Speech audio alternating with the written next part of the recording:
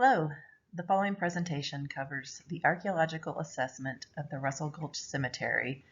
This project was funded by History Colorado State Historical Fund and was supported by community volunteers, the Independent Order of Odd Fellows, Rocky Mountain Lodge No. 2, Harris Coker Smith, and the Gilpin County Historical Society.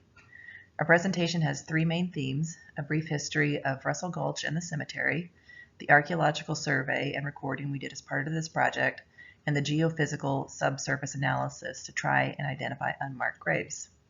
The speakers include archaeologist Cody Anderson of Metcalf Archaeological Consultants, myself, Michelle Slaughter, archaeologist from Alpine Archaeological Consultants, and Colorado School of Mines students Tanner Ziem and Jake McCaskill. Also included are a few short videos of volunteer caretaker of the cemetery, Diane Anderson. The Russell Gulch Cemetery is located in the historical mining community of Russell Gulch, just southwest of Central City in Gilpin County.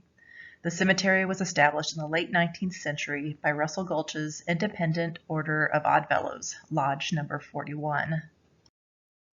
In the spring of 1958, William Greenberry Russell, also known as Green, and approximately 100 would-be miners settled at the confluence of the South Platte River and Cherry Creek, located in what is now Denver. The community that was eventually named after Green Russell was originally dubbed Tahosa, after a Native American chief who was a contemporary of Russell, and that name can be seen on this 1868 map. Russell left the Gulch in 1862 to fight in the Civil War, but returned after the war and stayed until 1875, when he left for the last time to join his Cherokee wife on a reservation in Oklahoma. Nonetheless, the community and mining continued without him. Placer mining led to the mining boom in Russell Gulch, and hydraulic mining, which you can see here and which is also referred to as booming, was aggressively pursued in the Gulch during the early years. This method employed high-pressure hoses to spray the gravel deposits, which would cause most of the rocks and gravels to wash into sluice boxes that you can see here on the left, where gold can then be recovered. It is said that placer mining in the Gulch was relatively short-lived, only 5 or 6 years, possibly even less. In the 1870s, Chinese miners came in and worked the placers, managing to retrieve the gold that others had not. It was during the early 1870s that Chinese miners were ubiquitous throughout mining settlements in the western United States, comprising 25% of the miners in the western U.S. at that time. A Rocky Mountain News headline from April 19, 1878 stated that, and I quote, 100 Chinamen were slated to work a claim in Russell Gulch. It is said that a Chinese laundry operated in the Gulch at one time, owned by a female relative of Chen Lin Su, a former Chinese railroad worker who spoke fluent English and who became a successful miner in Gilpin County before becoming a business owner and mayor of Chinatown in Denver. While placer mining was all but exhausted by the 1880s, shaft mining, which started concurrently with placer mining, proved far more lucrative. The Gilpin tram first arrived in Russell Gulch in 1888. The tram operated for 31 years until 1917, sending ore from the mines and delivering coal and other supplies to the mines. When the tram was finally retired, the engine, ore carts, and rails were converted to scrap metal as part of the war effort. Radical prosperity within the Gulch necessitated that miners protect their claims and their assets, so the community formally established the Russell District and a detailed set of rules and laws for their mining endeavors in October of 1859. The 1859 rules and regulations were greatly expanded upon at a well-attended meeting held in July of 1860. For the time, many of the rules governing the Gulch were progressive. Children older than 10 had the right to own mining claims, and women had the same rights as men. As with many mining towns, the ethnic makeup of the community was quite mixed, and there were a number of Tyrolean, Welsh, Cornish, Italian, Austrian, and Chinese miners living and working there. In the 1917 Economic Geology Report, the authors discussed the status of 28 mines in Russell Gulch, presumably the only mines remaining in operation. Over the lifetime of the Gulch, there have been well over 100 mines, so the 1917 geology report demonstrates the dramatic decline in the early 20th century. The mining industry dwindled throughout the Gulch in the early 20th century, but the uranium boom in the 1920s caused a temporary population increase. During Prohibition in the 1930s, it's rumored that Denver bootleggers stored their contraband booze in Russell Gulch mine shafts, and the town had a small renaissance as anti-prohibitionists hid their wares in the Gulch. Mining as an industry ended in Russell Gulch by 1945. During the 86 years it was productive, the mining district named after Green Russell produced gold, silver, and to a lesser degree, copper, lead, and zinc. Today, the community is small, with no industry and few full-time residents, but visual reminders of the town's past are everywhere.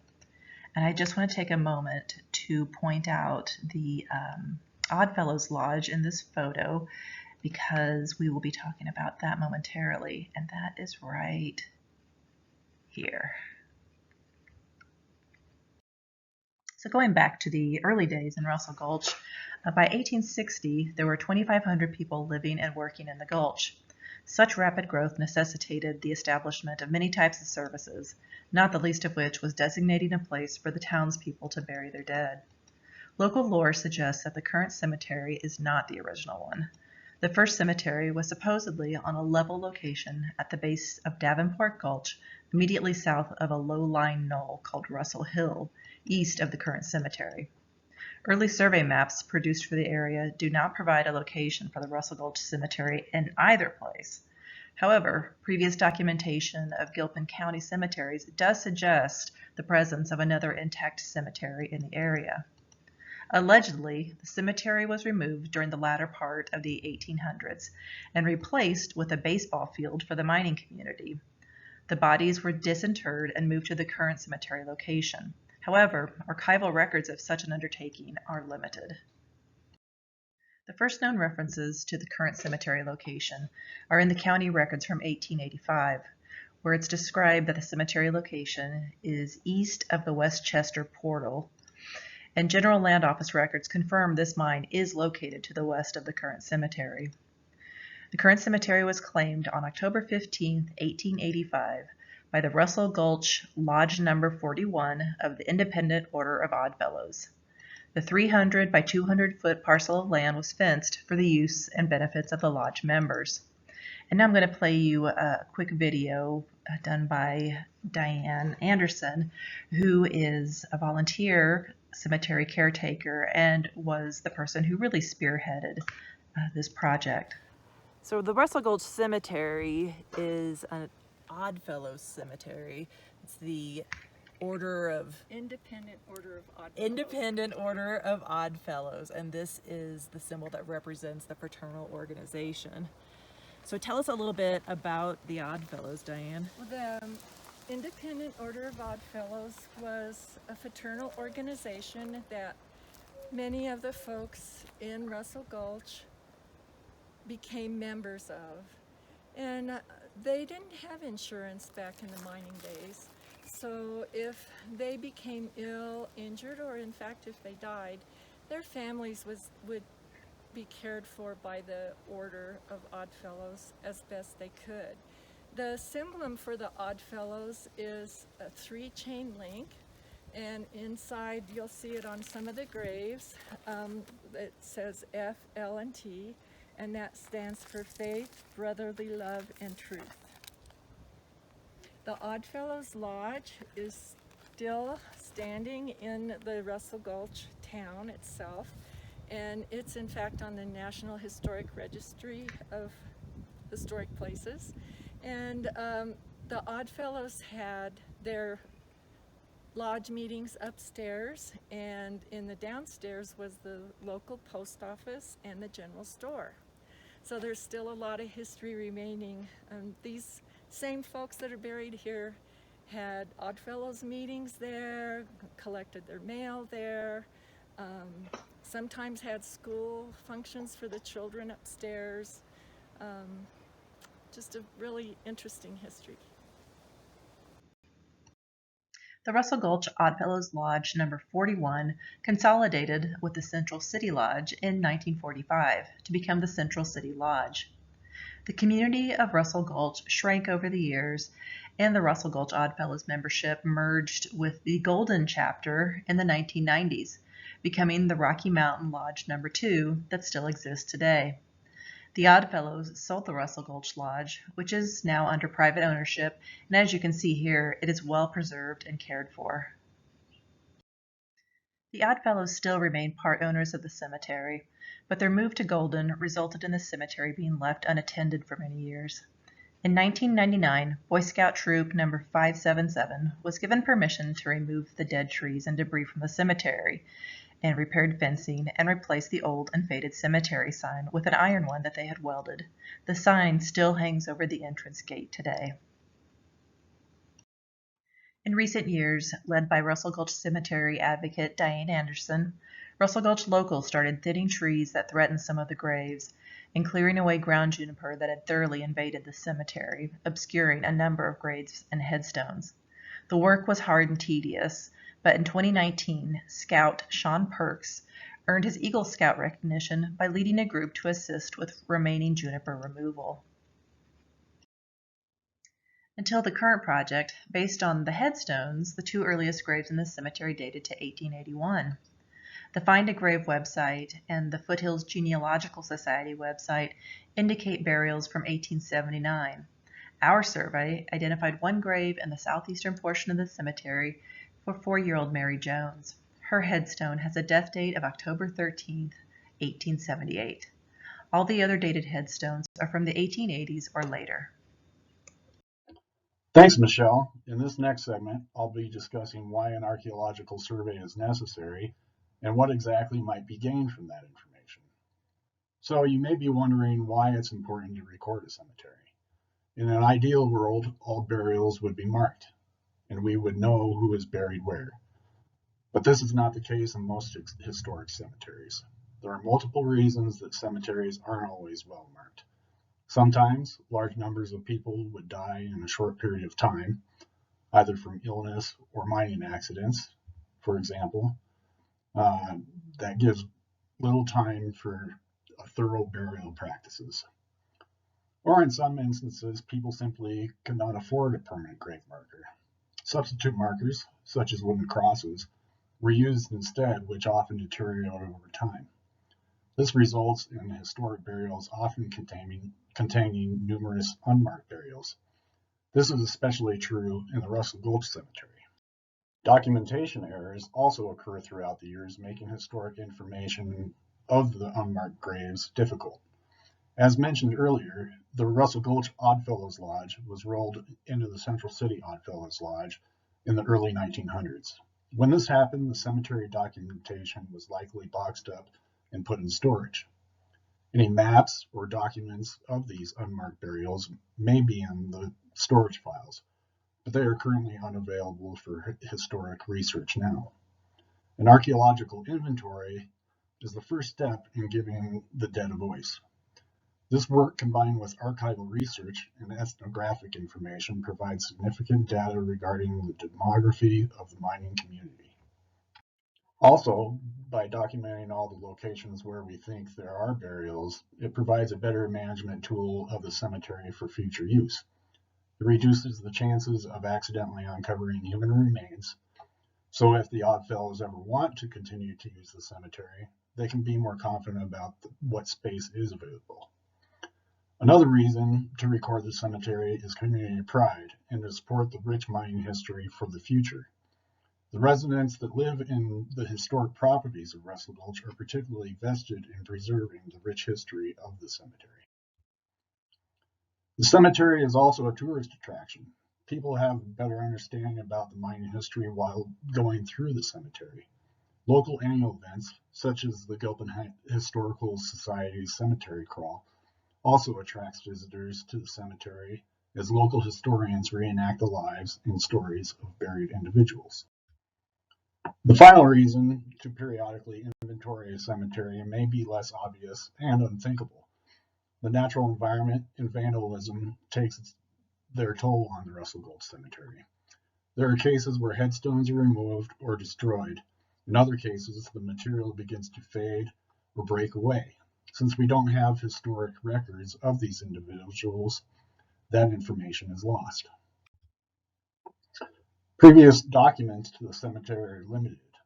One county recorder, Sid Squibb, volunteered his time and recorded and mapped the cemeteries around the county. Mr. Squibb's historic cemetery documentation proved to be a valuable source of information.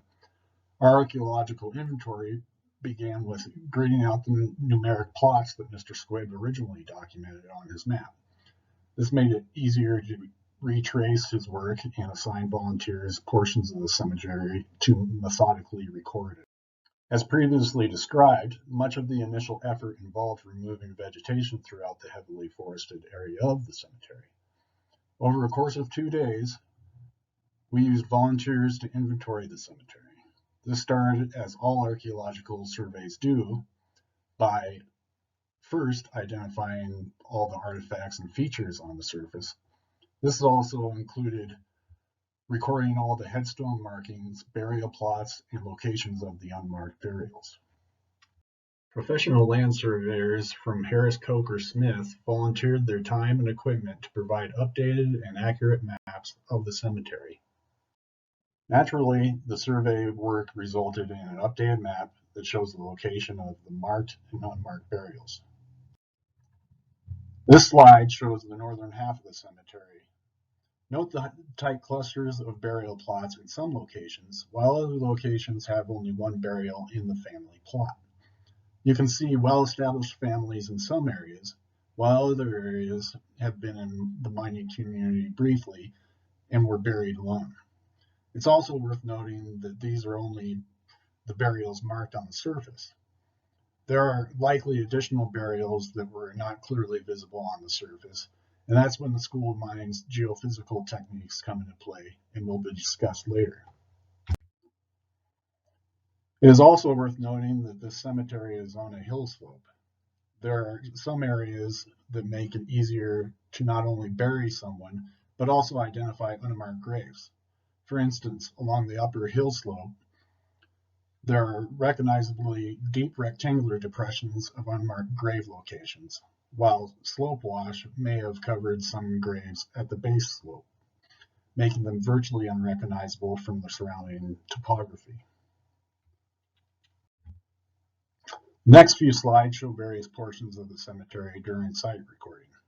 Documentation included taking photos of the burial plots and headstones, as well as writing all the relevant headstone information. Volunteers were diverse and included local neighbors, graduate and undergraduate students, and professional archaeologists and historians. The volunteers were broken up into teams with a wide range of experience. These photos also give you an idea of the steep slope in the central portion of the cemetery and how heavily forested the area is. These are some additional examples of the various marked and unmarked burials. Some burials and family plots were well marked, while others are isolated and poorly visible. Almost throughout the entire cemetery, there are instances of white quartz used to line the bedsteads, and are often the only way to identify some burials. Presumably, this rock was excavated at the burial location, as it occurs naturally throughout the area. Interestingly, there are piles of rock mounted along the exterior fence of the cemetery on the east and west side. This material was removed during funeral excavations for the burial plot. One can only imagine the amount of effort it would have taken to excavate through the underlying bedrock. Frozen ground must have been especially challenging throughout the fall, spring, and winter months. There are a diverse number of fraternal organizations in the cemetery, and not just the Oddfellows. In some cases, there would be several different organization symbols on each headstone. These symbols illustrate the importance of the fraternal organization during the hard rock mining period, when the cemetery was most commonly used. Tombstone art is particularly prevalent on many headstones dating to the late 1800s. Close-up photos of this detailed work were taken for future research and management. In some instances, there are poems written in Welsh, which indicates a strong link to Western European family roots. During the same weekend of our recording, a family reunion was held at the cemetery and provided additional insight into various family practices and relationships. In this instance, yellow flowers were placed at several of the grave sites. Interestingly, some flower motifs are traditionally marked on the headstones and show a particular relationship to the family group. Such ethnographic information would have otherwise been unknown or unrecognized without family stories. Additional ethnographic information has been left in the cemetery visitor's log. For instance, the family members detail the account of their great-grandpa shooting himself at the gravesite of his wife because he was so distraught by her death. It goes on to indicate that the bullet mark is on the top of the tombstone cross. The next few slides summarize the archaeological data that we collected. The distribution of the death dates at the cemetery ranges from the 1870s to 2000s, but the last burial date was in 1986. The dates after this time represent memorial markers and urn locations. Ashes are still spread at the cemetery to this day. Interestingly, the county courthouse records suggest the cemetery was not claimed until 1885, which indicates that at least 4 individuals that died between 1878 to 1882 may have been disinterred and brought to the cemetery. This is consistent with the baseball field folklore of reburials to the cemetery. Alternatively, the cemetery may have been in use prior to the county courthouse records. Either case is possible. It is also worth acknowledging that there are no death dates for roughly the first 2 decades that Russell Gulch was established as a town. It is unlikely that no one died during this time. It is also unlikely that the local population was buried in a separate town. Simply put, the burials during this period had grave markers that have not withstood the test of time. The hard rock mining kept the town active for many decades during the turn of the 20th century. This is consistent with the dominant trend of death date records that indicates that the cemetery was predominantly used from the 1880s to the 1910s. The data also indicate that the majority of people buried at the cemetery are female. There could be multiple reasons for this. One reason may be that the data is mainly based off of headstones. This may suggest that females were more often memorialized with headstones than their male counterparts. Another reason may be that the single male miner population was more transient and moved on before they died. Nonetheless, there is still a prominent trend of female deaths in the population throughout time. The distribution of ages at death also adds some interesting information. It suggests that infant and childhood mortality rates were high from the 1880s to 1900s. Similarly, adults were dying at a high rate during that same time period. These deaths may suggest a high mortality rate for both the mother and infant during or soon after childbirth. It also suggests the previous gender data on the last slide, which indicates that the female livelihood was as dangerous, if not strikingly more dangerous, than their male mining counterparts. This often goes unrecognized in the historic record. Back to you, Michelle. Thanks, Cody. So another goal of our project was to determine through the use of modern science whether areas without headstones or other grave markers are unused plots, or if they are instead areas of unmarked graves. It's not unusual for there to be unmarked paupers' graves in 19th and early 20th century cemeteries. Additionally, we found no evidence for graves of Chinese residents, and we know that there were Chinese miners and business people in Russell Gulch. So we wondered if these unmarked areas were truly unused. We teamed with the Colorado School of Mines and their students on 2 different occasions to see if this mystery could be solved. Each group of students used the Russell Gulch Cemetery as their senior design final project. Students Annette Balms and Anusha Prasad, under the guidance of Professor Dr. Richard Cranebuell, used non-invasive geophysical methods to test our theories. Specifically, the students utilized ground-penetrating radar as well as DC resistivity in areas of known graves and then in areas of potential unmarked graves. The two methods are quite different but are complementary, and the hope was that by using both, our chances of being able to definitively identify unmarked graves would increase. As you could see in the slide before, the weather conditions during their field work were not optimal when Annette and Anusha were in the field, so the data was ultimately inconclusive, but it created a baseline for the next group of students. Those students, Tanner Ziem and Jake McCaskill, will tell you about their work in their own words. Thanks, guys. Yeah, so as previously mentioned, my name is Jake McCaskill, and my partner Tanner Ziem and I are two of the students from Colorado School of Mines who utilized geophysical techniques to identify unmarked graves in the Russell Gulch Cemetery. Our main goal was to confirm the findings by Annette and Anusha, as well as continue the subsurface investigation in other locations within the cemetery. Here are a few great action shots from us at the cemetery conducting a DC resistivity survey, one of the two types of surveys that we will be describing in the next slide. As mentioned previously, the two methods we employed were that of DC resistivity and ground penetrating radar. Both of these are non-invasive, surface-based geophysical methods which measure different physical properties in the ground. DC resistivity involves injecting electrical current into the ground via electrodes and measuring the change in voltage across various electrode separations. As shown by the leftmost picture, this current travels through various depths which allow for the creation of resistivity depth sections that act as maps for finding anomalies. As resistivity is a physical property inherent to different materials, examining resistivity contrasts in the ground allow us to identify potential anomalies such as graves. GPR also yields depth sections over target areas, but rather than injecting current, it emits radio waves into the subsurface which reflect off of objects with different physical properties. By emitting the waves and recording the arrival times, depth sections can be created which show the location of both geology and anomalies such as graves.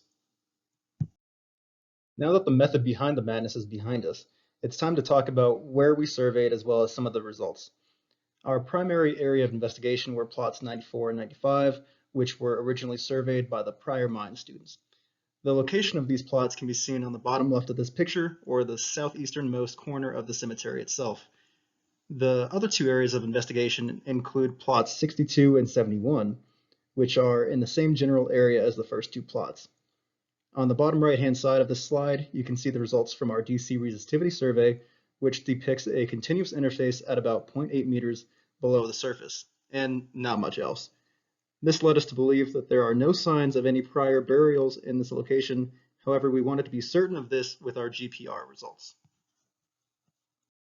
Prior to collecting any GPR data in the field, we opted to forward model our expected results to have an idea as to what we'd be looking for.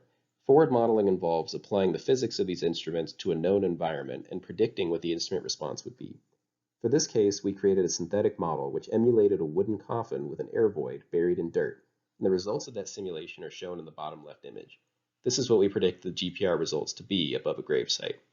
We conducted control tests over known graves at Russell Gulch, and, while noisy, they showed roughly the same response. Shown in the two additional images here are the results that we obtained from actually surveying plots 94 and 95, which do not show these indications. Rather, we see from plot 95 in the upper left an arrival which indicates a flat and continuous material interface at a depth of roughly 0.8 meters. We believe this to be the same interface noted in the DC results and indicates the boundary between two soil types that are undisturbed. Additionally, plot 94 yielded very noisy GPR results as shown, which we attribute to the nearby visible tree roots and shallow rocks. Despite this, the main responses we received also appear around that 0.8 to 1 meter depth, which again agrees with the DC results. Here we can see the results from the other areas of investigation, plots 62 and 71. After performing these geophysical interpretations on our GPR results, we saw two subsurface anomalies in both plots, all of which can be seen in our surveys going north and south. They are located at about 1.1 meters below the surface and show similar characteristics to the forward model we created prior. The blue arcs in both plots show more defined signs of an anomaly, and the red arcs resemble what we think could be another anomaly. However, with the amount of noise, we cannot say with complete confidence. Our final interpretation, given these results, is that there are 3 graves in these two locations and one that is still to be determined. While we are pleased with the results that we acquired at Russell Gulch, there is always more work to be done. One of the difficulties that we experienced were the frequency of GPR antennas that the mine's geophysics department had available. We, along with the previous mines team, used the 500 MHz antennas, which look a bit too shallow for investigations of this kind. This contributed to the noisy depth sections that we interpreted, which also contributed to the uncertainty to any determinations made using these datasets. We believe that with 200 MHz antennas, which the school is hoping to acquire here soon, the results that we obtained can be verified more conclusively. Regarding DC resistivity, we attempted to implement a 3D survey to create a 3D visual representation of plots 94 and 95, but experienced instrument difficulties. We believe that a 3D survey created via a series of 2D DC lines would be a great addition. Combining future research with surveys conducted with optimal equipment would be a great next step in continuing to document this cemetery. While we accomplished a lot during this project, this was only the beginning of what could be done at the Russell Gulch Cemetery, and we have almost as many questions now as when we started, although some of those are entirely different now. Preliminary research showed that there is a wealth of information available for many of the people buried at the cemetery on websites like Ancestry.com and FamilySearch.com. Once additional historic and archival research is conducted, it should be made available to the public, like this video. As Cody pointed out, despite the age of the cemetery, family members of the deceased still come and visit. Both the ancestors of the deceased and the local Russell Gulch community have a vested interest in the cemetery. Additional geophysical work can be built upon the preliminary work conducted by the School of Mines students and hopefully provide some definitive proof for unmarked graves so that those forgotten individuals can at least have their final resting places marked. Finally, additional projects will continue to give voice to the past and to those who have gone before, as well as allow Gilpin County to potentially allow for future interments in the cemetery in those areas where there are none. In closing, we want to give our heartfelt thanks to those who helped make this project possible. It genuinely was a communal effort. And again, let's hear from Diane Anderson. There have been so many people who've helped with moving this project along, and that is volunteers who helped with generalized cleanup, removal of wood, fence building and repair, and just on and on. People who wrote sincere letters of support so we could get our grant funding. The folks who actually helped with the survey itself, with measurements and documentation, the ground survey crew, just people who supported us in very helpful ways. Thank you, thank you, thank you. I want to also mention that we couldn't have done this without the sponsorship of Gilpin History with David Forsyth, and with the sponsorship or with the approval of Lewis Brenner with the Oddfellows. And here is a list of the individuals and organizations we would like to thank for their help during this project. Truly, this project could not have happened without their support. Thank you to the State Historical Fund for their financial support, to Dave Forsyth with Gilpin County Historical Society for his assistance and working with us for this project. Many volunteers who came out and helped us in the field to record the graves during cleanup, during setup for the project, Colorado School of Mines. The list just goes on, and we thank you from the bottom of our hearts for helping us make this possible. Finally, I want to mention that our final report for our project is available at the Gilpin County Historical Society and at the History Colorado State Historical Fund in Denver. Both places have hard copies of the report that are available. And if you have any questions, we absolutely would be thrilled to hear from you. We're very excited and passionate about this project and are happy to answer questions or share more information.